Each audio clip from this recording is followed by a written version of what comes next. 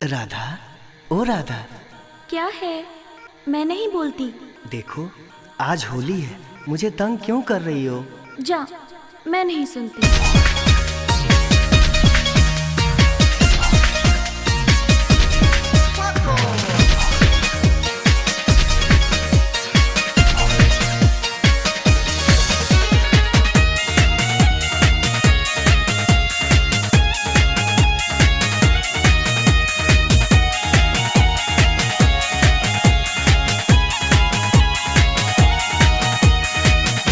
तू ही तो मेरी जान है राधा, बात मेरी मान ले राधा।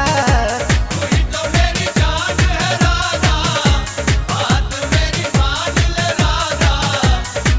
दे मुरलिया हमार रे, माखन दूंगा मिश्री दूंगा खोआ ला दूंगा, बैठ कदम पर होत फजीरे गीत सुना दूंगा।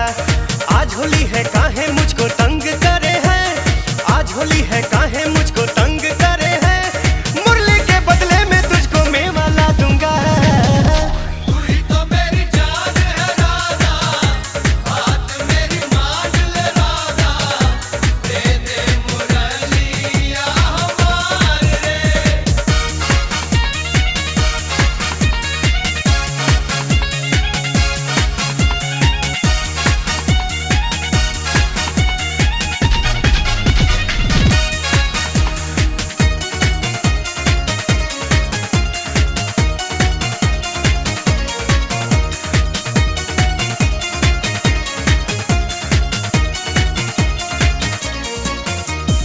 अच्छी राधा प्यारी राधा मान जाओ ना, क्या किया हूँ आज मैं तेरा ये बतलाओ ना। आज ब्रज में धूम मची है सब होली खेले, आज ब्रज में धूम मची है सब होली खेले, खुश होके तू भी तो कोई राग सुनाओ ना। तू ही तो मेरी जान है राधा, बात मेरी मान ले राधा। दे मुरलिया हमार रे।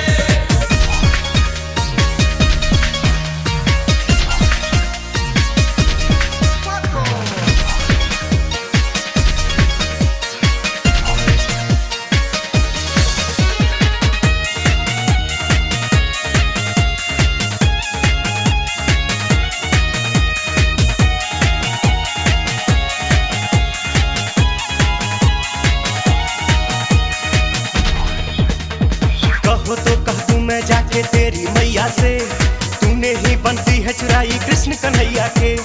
होके गरज अरज में लाऊं सुन ले तू वरना, होके गरज अरज में लाऊं सुन ले तू वरना, काके डांट खिलाऊंगा मैं दाऊ भैया से। तू ही तो मेरी जान है राधा, बात मेरी मान ले राधा। दे मुरलिया हमार रे।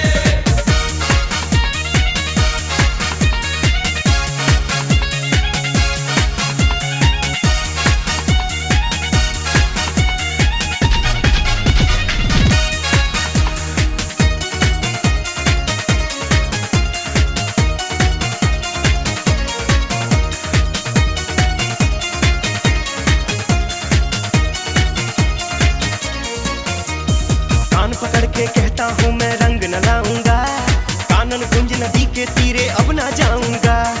आज यदि मुरली तू मेरी वापस कर देगी, आज यदि मुरली तू मेरी वापस कर देगी, तेरे लिए ही जीवन भर में इसे बजाऊंगा। तू ही तो मेरी जान है राधा, बात मेरी मान ले राधा। दे मुरलिया हमार रे। माखन दूंगा मिश्री दूंगा खोआ ला दूंगा, बैठ कदम पर होत फजीरे गीत सुना दूंगा। आज होली है काहे मुझको तंग करे है, आज होली है काहे मुझको तंग करे है, मुरली के बदले में तुझको मेवा ला दूंगा। तू ही तो मेरी जान है राधा, बात मेरी मान ले राधा। दे मुरलिया हमार रे। तू ही तो मेरी जान है राधा, बात मेरी मान ले राधा। दे